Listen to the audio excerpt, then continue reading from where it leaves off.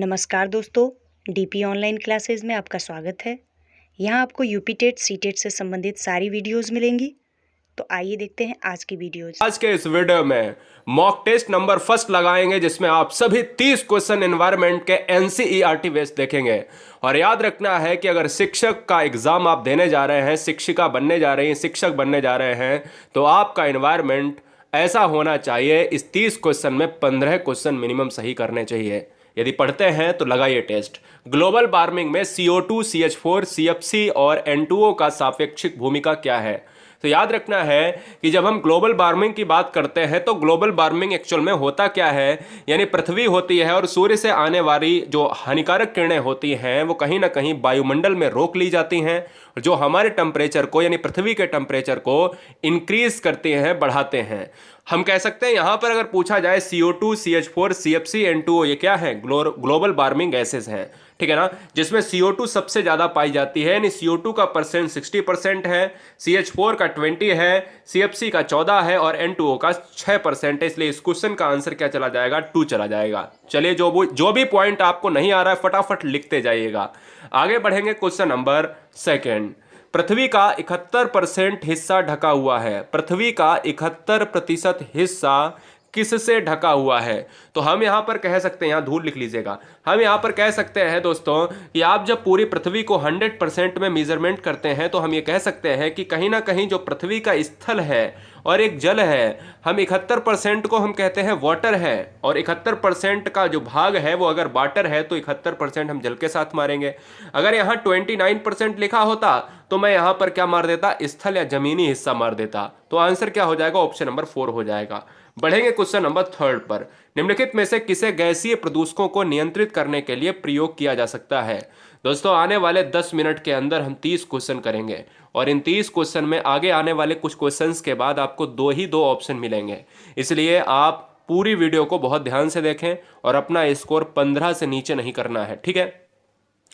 किसी गैसीय प्रदूषक को नियंत्रित करने के लिए हम जो चीजें यूज करते हैं वो दोस्तों होती हैं एब्जॉर्वेशन, होती हैं अवशोषण, होती है। आंसर जाएगा 3 के साथ। बहुत सारे बच्चों ने गलत किया है और ये क्वेश्चन एग्जाम में बहुत ट्रेंड होता है। एनसीईआरटी बेस्ड क्वेश्चन है। यहां से आपको नॉलेज भी मैं बताऊंगा। 3 क्वेश्चन यहां से बनते हैं। एक तो ये क्वेश्चन बनता है कि हमारे देश में वन महोत्सव मनाया जाता है। दूसरा क्वेश्चन ये बनता है कि हमारे देश में वन महोत्सव का जो सप्ताह होता है वो कौन सा सप्ताह होता है?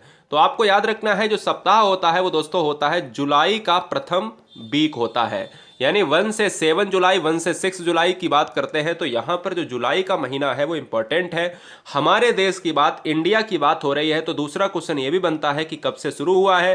तो 1947 का दशक था दोस्तों। और किसके प्रयासों से शुरू हुआ है? तो डॉक्टर राजेंद्र प्रसाद, जवाहरलाल नेहरू, JL नेहरू और अब्दुल कलाम साहब, जिनको मिसाइल मैन कहा जाता है, ठीक है ना। ये 3 बंदे इंपॉर्टेंट हैं हमारे लिए। आगे बढ़ेंगे क्वेश्चन नंबर नेक्स्ट के साथ। 5 नंबर। उच्च जैविक ऑक्सीजन मांग, जिसको हम BOD कहते हैं, ये इंग्लिश में दोस्तों BOD very very most important है। पिछली बार एक एग्जाम में ये भी पूछा गया था, आप ही के एग्जाम में कह रहा था कि BOD का फुल फॉर्म क्या होता है। तो यहां पर 2 क्वेश्चन आपको याद रखने हैं। ये होता क्या है, इसका फुल फॉर्म क्या है, और तीसरा एक और बहुत इंपॉर्टेंट, इसका काम क्या होता है, किसके लिए यूज होता है। उच्च जैविक ऑक्सीजन मांग, जिसको इंग्लिश में कहते हैं BOD का फुल फॉर्म होता है बायोकेमिकल। बायोकेमिकल, O से ऑक्सीजन, D से डिमांड। बायोकेमिकल ऑक्सीजन डिमांड लिख लो फटाफट। BOD बराबर बायोकेमिकल ऑक्सीजन डिमांड, ठीक है। BOD क्या इंगित करता है? तो BOD दोस्तों माइक्रोबियल प्रदूषण का उच्च स्तर। अब ये क्या है? एक्चुअल में बायोकेमिकल ऑक्सीजन का डिमांड का मतलब है कि जो ऑक्सीजन आपका आ रहा है, ये नदियों में जो घुली मात्रा है ऑक्सीजन की, ये दोस्तों मापता है कि नदियों में, नहरों में कितनी क्षमता का प्रदूषण है, उस उच्च स्तर को मापता है। इसलिए राइट आंसर जाएगा फर्स्ट के साथ। आगे बढ़ेंगे क्वेश्चन नंबर 6 पर। ओजोन परत के क्षरण से होने वाली समस्याएं क्या हैं? अब ओजोन परत से 3-4 क्वेश्चन बनते हैं कि ओजोन का सिंबल क्या होता है? O3 होता है। ओजोन को मापने की इकाई क्या है? डाप्सन इकाई है। और ओजोन कौन सी परत में पाई जाती है? तो समताप मंडल में ओजोन परत पाई जाती है। सारे बच्चे जानते हैं, इसको स्ट्रेटोस्फीयर भी कहते हैं, हर बच्चे को बताया। अब मैं बताने वाला हूं दोस्तों यहां पर कि ओजोन परत की बात करें जो समताप मंडल में है, सूर्य की प्रकाश की किरणें हैं वो कहीं ना कहीं समताप मंडल से गुजरकर पृथ्वी पर आती हैं। और इसी लेयर में क्या है, यहीं पर एक लेयर है जिसको ओजोन का नाम देते हैं। और ओजोन हमारी रक्षा करती है। हमारी जो रक्षा करती है वो किसकी रक्षा करती है? जो परावैंगनिक किरणें हैं वो पृथ्वी पर आने से रोकती हैं, यानी पृथ्वी पर जो है अगर पूरी तरीके से सीधे सीधे आ जाए तो कहीं ना कहीं हम नष्ट हो जाएंगे, जीव नष्ट हो जाएंगे, पौधे नष्ट हो जाएंगे। इसलिए जो राइट आंसर जाएगा वो थर्ड के साथ, इन परावैंगनिक किरणों को पृथ्वी की सतह तक पहुंचने में जो है क्या करती हैं? रोकती हैं, और अगर पहुंच गई तो क्षरण होगा। ठीक है, अगले हम क्वेश्चन की बात करेंगे, क्वेश्चन नंबर 7। हम शिक्षक शिक्षिका बनाते हैं गुरुजी वर्ड एग्जाम स्टडी पर, मात्र केवल टीचर वैकेंसी पर। इसलिए हर बहन, हर भाई, हर शेर, हर शेरनी सब्सक्राइब करें राष्ट्रहित में। सिलेक्शन हो जाए उसके बाद चैनल को अनसब्सक्राइब कर दें। मेरा केवल इतना मोह है आपसे दोस्तों, हर बच्चा, हर भाई, हर बहन, हर परिवार मेरे से जुड़ा हुआ है, केवल एक मोह है बस, आपका सिलेक्शन। क्वेश्चन नंबर 7, किसी भू क्षेत्र में कितने प्रतिशत वनों के लिए होना जरूरी है? तो यहां से बनेंगे दो क्वेश्चन। यहां से एक क्वेश्चन बनता है कि अभी भारत में वर्तमान में कितने परसेंट जो है आपके वन हैं? तो आपके 22%। नई वन रिपोर्ट आएगी तो पूरी तरीके से हम वन रिपोर्ट को आपको पढ़ा देंगे, यानी अभी आ चुकी है फिलहाल। 22% भारत में वनों का यह क्षेत्र है, और 33% कितना होना चाहिए? हमसे क्वेश्चन में क्या पूछा है? कितने परसेंट वनों का होना जरूरी है? तो आंसर जाएगा 33%। याद रखिएगा आंसर ऑप्शन नंबर 4 को उस तरीके से मैं आपको याद करवा देता हूं, जैसे हाई स्कूल की परीक्षा आप पास करने के लिए मिनिमम कितने नंबर चाहिए होते हैं? तो आप कहते हो 33% दोस्तों होने चाहिए, और 33% से अगर कम है तो दोस्तों फेल हो जाओगे। यही तो है, आज भी है, आज भी इंटर में है, हाई स्कूल में कोई भी बंदा 100 में 33 नंबर अगर नहीं लाएगा, 33 से कम अगर नहीं यहां पर 33 लाता है तो पास होता है, 33 में 32 हो जाता है तो फेल हो जाता है। हम ये कह सकते हैं कि इसी तरीके से पृथ्वी पर वनों का जो हिस्सा है वो 33% होना चाहिए। अगर इससे कम है तो प्रदूषण बढ़ेगा और हमारा जो एनवायरमेंट है वो बैलेंस नहीं बना पाएगा। क्वेश्चन नंबर 8, निम्नलिखित में से कौन सी गैस ग्रीन हाउस प्रभाव के लिए सबसे ज्यादा जिम्मेदार है? हमने अभी ऊपर बताया था कि 60% जो गैस होती है दोस्तों वो कौन सी गैस होती है? फटाफट बताइएगा, जल्दी से बताइएगा कौन सी गैस होती है। तो आप ये कहते हो कि सर कार्बन डाइऑक्साइड है ना, कार्बन डाइऑक्साइड है। तो ये सारी गैसेस ठीक है ना, कुछ गैसेस नहीं है इसमें, लेकिन क्या है कि कहीं ना कहीं सबसे ज्यादा पूछा है, क्योंकि सबसे ज्यादा का मतलब है कि कार्बन डाइऑक्साइड हो जाएगी। आगे बढ़ेंगे क्वेश्चन नंबर 9 पर। जैव विविधता हॉट स्पॉट को किस आधार पर विश्लेषित किया जाता है? जैव विविधता का मतलब होता है बायोडाइवर्सिटी, और बायोडाइवर्सिटी का मतलब होता है कि जहां पर वर्षा ज्यादा होती है, जीव जंतु पेड़ पौधे खुशहाल होते हैं। और जैव विविधता पृथ्वी पर सबसे ज्यादा पाई जाती है विषुवत रेखा पर, भूमध्य रेखा पर। जैव विविधता हॉट स्पॉट को किस आधार पर विश्लेषित किया जाता है? तो आपको मैं बता देना चाहता हूं, ये क्वेश्चन बहुत इंपॉर्टेंट है। अब देखो मैंने अभी आपसे क्या बोला, मैंने अभी आपसे बोला कि भाई जैव विविधता कहीं ना कहीं खुशहाल जीव जंतु पेड़ पौधे इस तरीके के होते हैं। इसलिए यहां पर जो है विश्लेषित करने का मतलब है कि जो स्थानिक फूल पौधे हैं, स्थानिक फूल पौधे और खतरों के आधार पर इसको विश्लेषित किया जाता है कि यहाँ की जैव विविधता किस तरीके से जो है डेवलप होगी, या कितनी है, कितनी कम है, कितनी ज्यादा है। आंसर जाएगा ऑप्शन नंबर ए के साथ। बढ़ेंगे क्वेश्चन नंबर नेक्स्ट पर। वन्य जीव संरक्षण के क्षेत्र में अदम्य साहस दिखाने वाले को कौन सा पुरस्कार दिया जाता है? यानी वन्य जीव संरक्षण का मतलब है कि जो वनों में रहने वाले जीव हैं, जीव जंतु हैं, ठीक है ना, पूरे एनवायरनमेंट में अदम्य साहस यानी बहुत ज़्यादा वर्क करने के लिए, हर जीव जंतु का केयर करने के लिए, हर जीव जंतु को इस तरीके से बचाने के लिए, जिस तरीके से आप चिपको आंदोलन में पढ़ते थे कि भाई पेड़ों को काटने से बचाने के लिए हम कहीं ना कहीं चीज़ों को चिन्हित करते हैं उत्तराखंड के रैणी गांव से। लेकिन इसी तरीके से 10th नंबर में कह रहा है कि वन्य जीव संरक्षण के लिए जो पुरस्कार दिया जाता है वो दोस्तों कौन सा है? वो है दोस्तों अमृता देवी विश्नोई पुरस्कार। और विश्नोई संप्रदाय भी मैंने आपको पढ़ाया है, हमारी वीडियोस में लिंक नीचे मिल जाएगी। पर्यावरण की मैं मॉक टेस्ट ही नहीं लगवाता हूं, हम पूरी तरीके से सब्जेक्ट को क्लियर भी कर रहे हैं, हर सब्जेक्ट को डिटेल में भी पढ़ा रहे हैं, इसलिए सभी बच्चे प्लेलिस्ट को जरूर वॉच करें। विश्व में सबसे ज्यादा पाई जाने वाली ग्रीन हाउस गैसेस कौन सी है? अभी मैंने बताया आपको कि ग्रीन हाउस गैसेस कौन सी है। देखो मैंने आपसे ये कहा कि ग्लोबल वार्मिंग में सबसे ज्यादा जिम्मेदार गैस कौन सी? CO2 है। लेकिन जब क्वेश्चन में पूछ लिया जाए कि विश्व में सबसे ज्यादा, विश्व वर्ल्ड की बात कर रहा हूं, सबसे ज्यादा पाई जाने वाली, और पाई जाने वाली जो है ना वो हमारा जलवाष्प हो जाएगा। बहुत सारे बच्चे कह सकते हैं कि भाई CO2 क्यों नहीं होगा। अब मैं आपको बता देना चाहता हूं ऑप्शन नंबर बी क्यों हो जाएगा। जलवाष्प सबसे ज्यादा पाई जाने वाली ग्रीन हाउस गैस है। यह साफ आसमान में 36 से 66 और 36 से 66 का मतलब है परसेंट, 36 से 66% और बादलों वाले आकाश में 66 से 86% ग्रीन हाउस प्रभाव उत्पन्न करती है। नुकसान इतना नहीं पहुंचाती है जितना कार्बन डाइऑक्साइड, लेकिन अगर पाए जाने की बात करें दोस्तों तो सबसे ज्यादा ग्रीन हाउस गैसेज में जलवाष्प है। आगे बढ़ेंगे 12 नंबर पर। कार्टाजेना प्रोटोकॉल किसके सुरक्षित उपयोग, स्थानांतरण और हैंडलिंग के बारे में बताता है। तो देखिए दोस्तों, यहां पर कार्टाजेना जो प्रोटोकॉल है ना, कार्टाजेना जो प्रोटोकॉल है वो दोस्तों संशोधित जीवित जीव के लिए, यानी LMO, ऑप्शन जाएगा सी के साथ। कार्टाजेना प्रोटोकॉल सुरक्षित उपयोग और स्थानांतरण और हैंडलिंग के बारे में जो बताता है वो दोस्तों संशोधित जीव जंतु, यानी कल को क्वेश्चन अगर आ जाए कि संशोधित जीवित जीव ये कौन से प्रोटोकॉल से संबंधित हैं, ये कार्टाजेना प्रोटोकॉल से संबंधित हैं। या कल को क्वेश्चन ये पूछा जाए कि कार्टाजेना प्रोटोकॉल किससे संबंधित है, तो संशोधित जीव जंतु। आगे बढ़ेंगे क्वेश्चन नंबर नेक्स्ट पर। पहले हम जान लेते हैं LMO क्या है। कार्टाजेना प्रोटोकॉल 29 जनवरी 2000 को हस्ताक्षरित हुआ और 11 सितंबर 2003 से लागू हुआ। यह LMO यानी संशोधित जीवित जंतु के सुरक्षित उपयोग, स्थानांतरण और हैंडलिंग के बारे में बताता है। आगे हम बात करेंगे, दो ही ऑप्शन लेंगे। विश्व वन्यजीव संरक्षण कोष भारत में यानी विश्व में कहां पर स्थित है, बताइए। विश्व वन्यजीव संरक्षण कोष कहां पर स्थित है?